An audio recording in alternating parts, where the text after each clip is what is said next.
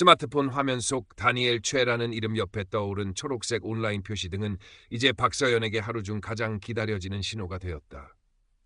희끗희끗한 머리카락을 곱게 빗어 넘긴 그녀는 거실 창가, 햇살이 가장 먼저 찾아드는 낡은 흔들의자에 앉아 화면을 응시했다. 올해 68. 5년 전 평생을 함께한 교사 남편을 지병으로 떠나보낸 후 그녀의 시간은 마치 멈춰버린 개종시계처럼 더디고 무료하게 흘렀다. 넓은 아파트는 자식들이 모두 출가한 뒤 유난히 더 횡하니 느껴졌고 가끔 손주들이 북적이며 잠시 온기를 채워주었지만 그들이 돌아가고 나면 밀려오는 적막감은 더욱 깊었다. 손에는 오랜 세월 남편의 와이셔츠를 다리고 아이들의 옷가지를 만들며 새겨진 잔주름과 희미한 검버섯이 고스란히 남아 지나온 시간을 말없이 증명하고 있었다. 젊은 시절 제법 세련되었다는 말을 듣곤 했던 그녀였지만 이제는 화장기 없는 얼굴에 수수한 옷차림 그리고 코끝에 걸친 돋보기 안경만이 그 시절의 희미한 흔적을 붙잡고 있었다. 딸 민지가 엄마 적적하실 텐데 뭐라도 좀 배워보세요.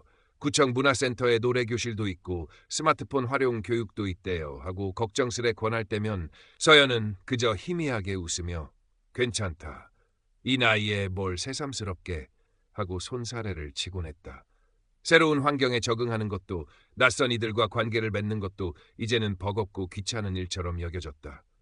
그녀의 일상은 아침 일찍 일어나 남편의 영정사진 앞에 따뜻한 물 한 잔을 올리는 것으로 시작해 아침 드라마를 보고 점심을 간단히 챙겨 먹고 오후에는 뜨개질을 하거나 창밖을 멍하니 바라보는 것으로 채워졌다. 그렇게 반복되는 하루하루는 그녀의 마음을 더욱 깊은 고독 속으로 밀어넣고 있었다. 그러던 어느 봄날 민지가 엄마, 세상 돌아가는 소식도 좀 보시고 친구분들이랑 연락도 하시라고요. 하며 새로 사다 준 스마트폰을 이것저것 만져보던 서연은 딸이 혹시나 해서 깔아두었다는 황혼의 메아리라는 중장년층 전용 SNS 앱을 우연히 발견했다. 처음에는 이런 걸 누가 쓴다고 하며 시큰둥했지만 며칠 뒤 무료함에 못 이겨 슬쩍 눌러본 것이 그녀의 삶에 예상치 못한 파문을 일으킬 줄은 꿈에도 몰랐다. 며칠 동안은 그저저 다른 사람들이 올린 꽃 사진이나 등산 후기 혹은 손주 자랑 같은 평범한 게시물들을 눈으로만 훑어볼 뿐이었다. 그러다 다니엘 최라는 닉네임의 한 남성으로부터 짧은 쪽지가 도착했다. 안녕하세요, 박서연님. 프로필 사진 속 동양란이 참으로 기품 있네요. 저도 예전에 집안에 난을 몇 개 들여놓고 마음을 달래곤 했습니다. 서연은 자신도 모르게 가슴 한구석이 따뜻해지는 것을 느꼈다. 그녀의 프로필 사진은 남편이 생전에 애지중지하던 풍란 화분이었다. 고맙습니다. 돌아가신 저희 집 양반이 무척 아끼던 난초입니다. 짧지만 정중한 답장을 보내고 나서도 서연은 한동안 스마트폰 화면에서 눈을 떼지 못했다. 마치 누군가 오랫동안 잊고 지낸 자신의 마음 한 조각을 알아봐 준 것 같은 묘한 기분이었다. 얼마 지나지 않아 다니엘로부터 다시 답장이 왔다. 아, 그러셨군요. 저 역시 몇 해 전 사랑하는 아내를 먼저 하늘로 보냈습니다. 외람되지만 서연님의 그 마음, 제가 조금이나마 헤아릴 수 있을 것 같습니다. 고요함 속에 피어나는 난초처럼 우리의 마음에도 다시금 작은 위안이 찾아오길 바랍니다. 그의 글에서는 진심 어린 위로와 함께 잔잔한 슬픔이 느껴졌다. 서연은 자신도 모르게 눈시울이 뜨거워졌다. 이렇게 깊은 상실감을 공유할 수 있는 사람이 있다는 사실만으로도 큰 위안이 되었다. 그렇게 그들의 대화는 시작되었다. 다니엘은 자신을 해외에서 중요한 문화교류 프로젝트를 담당하고 있는 외교관이라고 소개했다. 현재는 동남아시아의 한 국가에 파견 근무 중이며 곧 임기를 마치고 한국으로 돌아올 예정이라고 했다. 그는 서연이 젊은 시절 즐겨 들었던 쇼팽의 녹턴이나 브람스의 왈츠 이야기를 꺼내면 마치 오랜 음악 친구처럼 자연스럽게 대화를 이어갔고 서연이 가끔 읊조리는 릴케나 타고르의 시 구절에 대해서도 깊은 이해를 보였다. 서연님은 참으로 맑고 깊은 감성을 지니신 분 같아요. 마치 고요한 호수처럼 바라보고 있으면 마음이 편안해집니다. 그의 칭찬은 서연의 메마른 가슴에 단비처럼 스며들었다. 시간이 흐를수록 서연은 다니엘에게 깊이 빠져들었다. 그는 매일 아침이면 오늘도 서연님의 하루가 햇살처럼 빛나기를 바랍니다 나의 뮤즈라는 달콤한 인사와 함께 그가 머무는 곳에 아름다운 일출 사진이나 꽃 사진을 보내왔고 잠들기 전에는 서연이 좋아할 만한 잔잔한 클래식 음악 링크나 좋은 시 한 구절을 보내주곤 했다. 서연의 사소한 투정이나 건강 걱정에도 그는 언제나 진심으로 귀 기울였고 때로는 아버지처럼 자상하게 때로는 다정한 연인처럼 살뜰하게 그녀를 챙겼다. 서연 씨, 식사는 잘 챙겨 드셨어요? 혼자 계신다고 대충 드시면 안 됩니다. 제가 한국에 돌아가면 맛있는 것 많이 해드릴게요. 그의 메시지를 볼 때마다 서연의 뺨은 소녀처럼 붉게 달아올랐고 입가에는 저절로 미소가 피어올랐다. 이 나이에 다시 이런 설렘을 느낄 수 있다니 그녀는 마치 꿈을 꾸는 것 같았다. 딸 민지가 주말에 찾아와 엄마, 요즘 부쩍 얼굴이 밝아지셨어요. 안색도 좋아지셨고요. 혹시 무슨 좋은 일이라도 있으세요? 하고 신기하다는 듯 물을 때면 서연은 애써 평온한 표정을 지으며 별일 없다. 그냥 요즘 잠을 좀 잘 자서 그런가 보다 하고 얼버무리곤 했다. 하지만 그녀의 마음속에는 이미 다니엘이라는 존재가 커다란 부분을 차지하고 있었다. 밤이면 그의 메시지를 기다리며 잠 못 이루었고 낮에는 그와의 대화를 떠올리며 혼자만의 행복한 상상에 잠기곤 했다. 마치 10대 시절 첫사랑에 빠진 소녀처럼. 한 달쯤 지났을까 다니엘은 조심스럽게 영상통화를 제안했다. 서연 씨, 매일 이렇게 글자로만 대화하니 너무 아쉽습니다. 괜찮으시다면 서연 씨의 모습을 직접 뵙고 이야기 나눌 수 있을까요? 서연은 순간 당황했지만 한편으로는 그의 얼굴을 직접 보고 싶은 호기심과 기대감에 가슴이 두근거렸다. 떨리는 손으로 화장대 앞에 앉아 오랜만에 옅은 화장을 하고 가장 아끼는 실크 스카프를 목에 둘렀다. 약속된 시간이 되자 스마트폰 화면에 영상 통화 요청이 떴고 서연은 심호흡을 한 뒤 수락 버튼을 눌렀다. 화면에 나타난 다니엘은 프로필 사진보다 조금 더 나이 들어 보였지만 여전히 부드럽고 지적인 미소를 머금고 있었다. 깔끔하게 빗어 넘긴 머리에는 세월의 흔적인 흰 서리가 군데군데 내려앉아 있었지만 그마저도 중후한 매력을 더하는 듯했다. 배경으로는 고급스러운 책들이 빼곡히 꽂힌 서재가 보였다. 서연 씨, 드디어 이렇게 뵙게 되는군요. 제 상상했던 것보다 훨씬 더 아름답고 우아하십니다.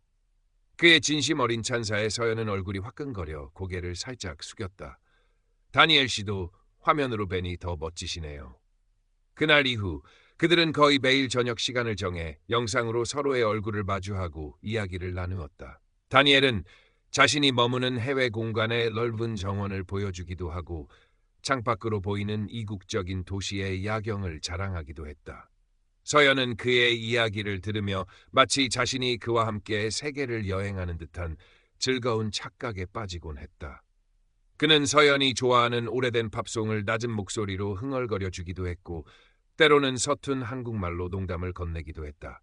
서연은 그의 모든 것이 좋았다. 그의 차분한 목소리, 지적인 유머 감각, 그리고 무엇보다 자신을 진심으로 아끼고 이해해주는 듯한 따뜻한 눈빛까지도. 서연 씨, 제가 지금 맡고 있는 중요한 외교 프로젝트가 거의 마무리 단계에 접어들었습니다. 모든 일이 순조롭게 진행되면 아마 두어 달 안에는 한국으로 완전히 귀임할 수 있을 것 같아요. 그렇게 되면 제일 먼저 서연 씨를 찾아뵙고 싶습니다. 어느 날 저녁 영상통화 너머의 다니엘이 평소보다 더 진지한 목소리로 말했다. 그리고 만약 서연 씨께서도 저와 같은 마음이시라면 남은 인생을 함께할 동반자로서 서로 의지하며 살아가고 싶습니다. 당신은 제게 사별한 아내 이후 처음으로 찾아온 어쩌면 마지막일지도 모르는 소중한 인연입니다. 서연은 순간 숨이 멎는 듯했다. 심장이 세차게 뛰기 시작했고 눈가에는 뜨거운 것이 핑돌았다. 외로움과 공허함으로 가득했던 그녀의 삶에 마치 한 줄기 찬란한 햇살이 쏟아져 내리는 것만 같았다. 그녀는 떨리는 목소리로 하지만 분명한 어조로 대답했다. 저도 그런 날을 손꼽아 기다리고 있겠습니다, 다니엘 씨. 저에게도 다니엘 씨는 아주 특별한 분이세요. 그날 밤 서연은 잠을 이루지 못했다. 남편이 생전에 쓰던 낡은 만년필을 꺼내 책상 위에 올려놓고 한참을 매만졌다. 마치 하늘에 있는 남편에게 나 이제 다시 행복해져도 괜찮겠지요? 하고 허락을 구하는 심정이었다. 그녀의 마음은 이미 다니엘과의 행복한 미래를 그리고 있었다. 함께 아침 산책을 하고 저녁에는 나란히 앉아 클래식 음악을 듣고 주말이면 가까운 온천이라도 함께 떠나는 그런 소박하지만 따뜻한 노후를. 하지만 그 달콤한 꿈은 그리 오래가지 못했다. 며칠 뒤 다니엘로부터 평소와 다른 다급한 목소리의 전화가 걸려왔다. 서연 씨, 정말 큰일 났어요. 제가 지금 여기 현지에서 갑작스러운 사고를 당해서 병원에 입원했습니다. 다행히 생명에는 지장이 없지만 당장 급한 수술을 받아야 한다고 합니다. 그런데 제가 가진 신용카드가 여기서는 통용이 안 되고 현지 의료 시스템이 워낙 복잡해서 보험 처리도 시간이 걸린다고 하네요. 정말 면목 없지만 서연 씨께서 혹시 수술비 일부라도 조금만 도와주실 수 없을까요? 한국에 돌아가자마자 이자까지 쳐서 바로 갚겠습니다. 제발 저 좀 살려주세요. 그의 목소리에는 평소의 차분함은 온데간데 없었고 극도의 고통과 절박함만이 묻어났다. 전화기 너머로는 희미하게 병원의 소음 같은 것도 들리는 듯했다. 서연은 가슴이 철렁 내려앉았다. 사고라니, 수술이라니, 머릿속이 하얗게 비는 것 같았다. 어떻게 해야 하나? 내가 지금 그를 도울 방법이 있을까? 망설임도 잠시. 그녀는 다니엘이 알려준 낯선 이름의 해외 계좌번호로 급하게 300만 원을 송금했다. 평생 누구에게 돈을 빌려본 적도 빌려준 적도 거의 없었던 그녀였지만 지금은 그런 것을 따질 겨를이 없었다. 그래, 사람 목숨보다 더 중요한 게 어디 있겠어. 그이가 어떤 사람인데 분명 나중에 다 알아서 할 거야. 스스로를 애써 다독였지만 마음 한구석에서 스멀스멀 피어오르는 불안감은 쉽게 가시지 않았다. 송금 확인 버튼을 누르는 손가락이 미세하게 떨렸다. 다행히 다니엘은 며칠 뒤 건강을 회복했다며 떨리는 목소리로 연신 고맙다는 인사를 전해왔다. 서연 씨 덕분에 제가 새 생명을 얻었습니다. 이 은혜는 평생 잊지 않겠습니다. 그의 진심 어린 감사 인사에 서연은 그제야 안도의 한숨을 내쉴 수 있었다. 하지만 그것이 끝이 아니었다. 불행은 마치 꼬리를 물고 찾아오는 듯했다. 얼마 지나지 않아 다니엘은 또 다른 심각한 문제에 직면했다며 서연에게 도움을 요청했다. 서연 씨, 정말 드릴 말씀이 없습니다. 이번에는 제가 진행하던 프로젝트에 현지 정부의 갑작스러운 규제 변경으로 인해 예상치 못한 세금 폭탄을 받게 되었습니다. 이 세금을 납부하지 못하면 프로젝트 자체가 무산될 위기이고 그렇게 되면 저의 모든 경력과 명예가 한순간에 물거품이 됩니다. 어떻게든 자금을 마련하려 백방으로 노력했지만 해외에서는 신용 문제로 대출도 쉽지 않네요. 서연 씨, 염치 없지만 이번 한 번만 더 저를 도와주실 수 없을까요? 이 문제만 해결되면 막대한 성공 보수가 제 계좌로 들어오는데 그때는 서연 씨께 빌린 돈은 물론이고 서연 씨가 평생 편안하게 사실 수 있도록 제가 모든 것을 책임지겠습니다. 그의 목소리는 간절했고 그의 말에는 일말의 거짓도 없어 보였다. 서연은 깊은 고민에 빠졌다. 이미 적지 않은 돈을 그에게 보낸 터였다. 하지만 여기서 그를 외면한다면 그동안의 모든 것이 물거품이 될 것만 같다. 그와의 행복한 미래에 대한 기대감, 그리고 이미 그에게 투자한 돈과 감정이 그녀의 이성적인 판단력을 마비시키고 있었다. 결국 그녀는 남편이 남긴 얼마 되지 않는 예금 통장에 손을 대고 말았다. 500만 원. 그리고 또 얼마 뒤에는 현지에서의 예상치 못한 체류비와 변호사 비용이라는 명목으로 1,000만 원. 액수는 점점 눈덩이처럼 불어났고 다니엘의 긴급하고 절박한 상황은 좀처럼 끝날 기미를 보이지 않았다. 서연은 마치 밑빠진 독에 물을 붓는 심정이었지만 한번 시작된 송금은 멈출 수가 없었다. 이번이 정말 마지막이겠지. 이번만 해결되면 모든 것이 좋아질 거야. 그녀는 그렇게 스스로에게 주문을 걸었다. 서연의 얼굴에서는 웃음기가 완전히 사라져갔다. 밤에는 알 수 없는 불안감과 후회로 잠을 설치기 일쑤였고 낮에는 멍하니 스마트폰 화면만 들여다보며 다니엘의 연락을 기다리는 시간이 늘어갔다. 가끔 걸려오는 다니엘의 전화는 대부분 돈 문제와 관련된 하소연이거나 또 다른 부탁이었고 예전처럼 다정하고 로맨틱한 대화는 찾아보기 힘들었다. 딸 민지는 어머니의 급격한 변화를 예민하게 감지하고 있었다. 예전에는 곧잘 농담도 하고 표정도 밝았던 어머니가 언제부턴가 말수도 줄고 얼굴에는 깊은 수심이 드리워져 있었다. 주말에 찾아가도 어머니는 민지의 얼굴을 제대로 쳐다보지도 않고 뭔가에 쫓기는 사람처럼 불안해 보였다. 엄마, 요즘 무슨 일 있으세요? 안색이 너무 안 좋으세요. 병원이라도 한번 가보실래요? 민지가 걱정스러운 마음에 몇 번이고 물었지만 서연은 그저 아무 일 없다. 그냥 요즘 통잠을 못 자서 그런다. 며 짜증 섞인 목소리로 얼버무릴 뿐이었다. 민지는 어머니가 자신에게 무언가를 철저히 숨기고 있다는 것을 직감했다. 혹시 엄마가 어디 아프신데 나한테 말을 못 하시는 건 아닐까? 아니면 누구한테 잘못 걸려서 협박이라도 당하고 계신 건가? 민지의 머릿속은 온갖 불길한 상상으로 뒤엉켰다. 그녀는 남편에게도 이 사실을 털어놓고 함께 걱정했지만 뾰족한 수를 찾을 수는 없었다. 그러던 어느 주말 민지는 평소보다 일찍 친정에 들렀다. 서연은 마침 외출 준비를 하고 있었는데 화장대 위에 놓인 은행 봉투와 여러 장의 영수증 뭉치가 민지의 눈에 들어왔다. 엄마, 이거 다 뭐예요? 무심코 집어든 영수증에는 낯선 외국 이름의 수취인에게 거액이 송금된 내역이 여러 건 찍혀 있었다. 순간 민지의 심장이 쿵 하고 바닥으로 떨어지는 듯했다. 엄마, 이 돈들 다 어디로 보내신 거예요? 이 다니엘 최라는 사람 누구예요? 민지의 떨리는 목소리에 서연은 새하얗게 질린 얼굴로 아무 말도 하지 못했다. 그저 불안한 눈빛으로 민지를 바라볼 뿐이었다. 민지는 그 순간 모든 것을 깨달았다. 어머니가 흔히들 말하는 로맨스 스캠의 피해자가 되었을지도 모른다는 끔찍한 예감이 그녀의 온몸을 덮쳤다. 그날부터 민지는 어머니 몰래 다니엘 최라는 인물과 어머니의 금융거래에 대해 본격적으로 뒷조사를 시작했다.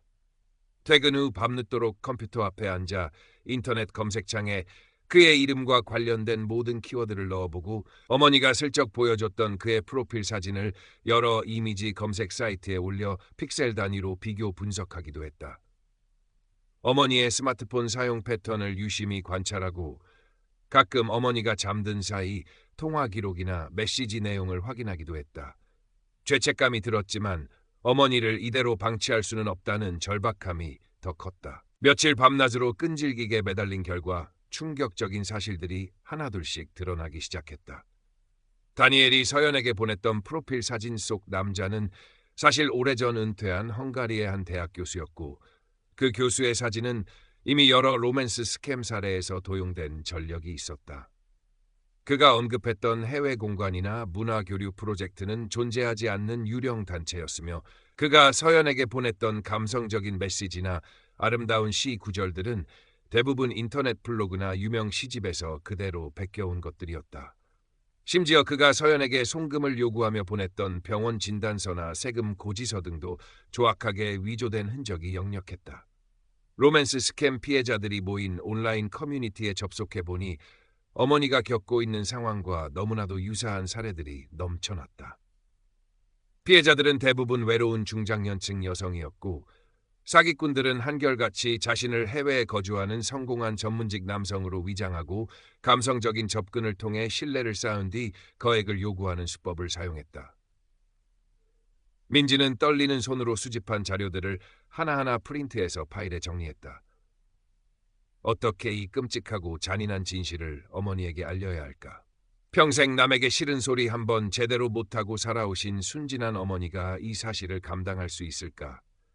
어머니가 받을 충격과 상실감을 생각하니 가슴이 미어지는 듯했지만 더 이상 이 상황을 외면하고 방치할 수는 없었다. 바로 그때 서연의 스마트폰으로 다니엘로부터 메시지가 도착했다는 알림이 울렸다. 민지는 어머니가 자리를 비운 사이 떨리는 마음으로 메시지를 확인했다. 서연 씨, 드디어 모든 준비가 끝났습니다. 한국으로 돌아갈 항공권과 초기 정착 자금만 마련되면 다음 주라도 당장 서연 씨 곁으로 갈 수 있습니다. 마지막으로 2천만 원만 더 도와주실 수 없을까요? 이것만 해결되면 정말 모든 문제가 끝나고 우리는 영원히 함께할 수 있습니다. 저를 믿어주세요. 나의 사랑스러운 뮤즈. 민지는 순간 온몸의 피가 싸늘하게 식는 것을 느꼈다. 더 이상 지체할 시간이 없었다. 서연은 그날도 다니엘에게 마지막으로 송금할 돈을 마련하기 위해 남편이 남긴 유일한 유산이었던 작은 연립주택의 전세 보증금까지 빼내 은행으로 향하고 있었다. 이미 그녀의 통장 잔고는 바닥을 드러낸 지 오래였고 이제 남은 것이라고는 이 집뿐이었다. 초조하고 불안한 표정으로 은행 ATM 앞에 섰을 때 뒤에서 누군가가 그녀의 팔을 거칠게 잡아챘다. 엄마, 잠깐만요. 제발 멈추세요. 민지였다. 민지는 금방이라도 울음을 터뜨릴 듯한 얼굴로 서연을 막아섰다. 손에는 두툼한 서류 봉투가 들려 있었다. 엄마, 제발 제 얘기 좀 들어보세요. 그 사람, 다니엘 최라는 그 사람, 엄마가 아는 그런 사람 아니에요. 다 거짓말이라고요. 민지는 울먹이며 준비해온 자료들을 하나씩 꺼내 서연의 눈앞에 펼쳐 보였다. 다니엘의 프로필 사진과 똑같은 얼굴을 한 외국 교수의 실제 사진, 그가 언급했던 유령 회사와 관련된 사기 경고 기사들, 위조된 서류들의 허점, 그리고 로맨스 스캠 피해자들의 처절한 증언들. 서연은 처음에는 민지의 말을 전혀 믿으려 하지 않았다. 아니야, 이건 다 내가 잘못한 거야. 다니엘 씨는 절대로 그럴 사람이 아니야. 그는 나를 진심으로 사랑한다고 했어. 그녀는 민지의 손을 뿌리치고 다시 ATM기로 다가가려 했다. 하지만 민지는 포기하지 않고 어머니를 붙잡고 절규하듯 외쳤다. 엄마, 제발 정신 좀 차리세요. 이건 사랑이 아니라 사기라고요. 엄마는 지금 그 인간한테 철저히 이용당하고 있는 거라고요. 민지가 차분하지만 단호한 목소리로 마치 법정에서 증거를 제시하는 변호사처럼 하나하나 자료들을 설명해 나가자 서연의 얼굴은 점점 핏기가 가시며 새하얗게 굳어갔다. 화면 속에서 그토록 다정했던 다니엘의 미소, 감미롭게 속삭이던 그의 목소리, 함께 꿈꾸었던 아름다운 노후, 그 모든 것이 한순간에 산산조각 나는 듯한 끔찍한 현기증이 그녀를 덮쳤다. 서연은 그 자리에 힘없이 주저앉아 버렸다. 머릿속이 텅 빈 것처럼 아무 생각도 나지 않았고 온몸의 힘이 쭉 빠져나가는 것 같았다. 평생을 정직하고 성실하게 살아왔다고 자부했는데 그런 자신이 이렇게 어처구니 없는 사기에 휘말려 모든 것을 잃게 되었다는 사실을 도저히 받아들일 수가 없었다. 깊은 배신감과 함께 스스로에 대한 참을 수 없는 수치심과 자책감이 파도처럼 밀려왔다. 그녀는 어린아이처럼 목 놓아 울기 시작했다. 은행 안에 있던 몇몇 사람들이 놀란 눈으로 그들 모녀를 쳐다보았지만 서연은 아무것도 신경 쓸 겨를이 없었다. 민지는 그런 어머니를 부둥켜 안고 함께 눈물을 흘렸다. 한참을 그렇게 울고 난 뒤 서연은 민지의 부축을 받아 간신히 집으로 돌아왔다. 그날 이후 다니엘 최라는 이름은 서연의 스마트폰에서 그리고 그녀의 기억 속에서 영원히 지워지지 않을 깊은 상처로 남았다. 그는 마치 처음부터 존재하지 않았던 사람처럼 그렇게 흔적도 없이 사라져버렸다. 경찰에 신고했지만 결과는 예상했던 대로 절망적이었다. 범인은 해외에 서버를 둔 대포 계좌와 가상화폐 등을 이용해 돈을 빼돌렸고 신원을 특정하기조차 어려웠다. 국제 공조를 요청한다 해도 실질적인 피해 회복이나 범인 검거는 거의 불가능에 가깝다는 냉정한 답변만이 돌아올 뿐이었다. 서연은 마지막 남은 희망마저 산산조각 나는 것을 느끼며 깊은 절망감에 빠졌다. 그녀는 한동안 식음을 전폐하고 방 안에만 틀어박혀 지냈다. 창밖의 햇살조차 원망스러웠고 세상 모든 것이 자신을 비웃는 것 같았다. 밤이면 잠 못 이루고 어둠 속에서 지나간 시간들을 곱씹으며 끝없는 후회와 자책으로 스스로를 괴롭혔다. 내가 왜 그랬을까?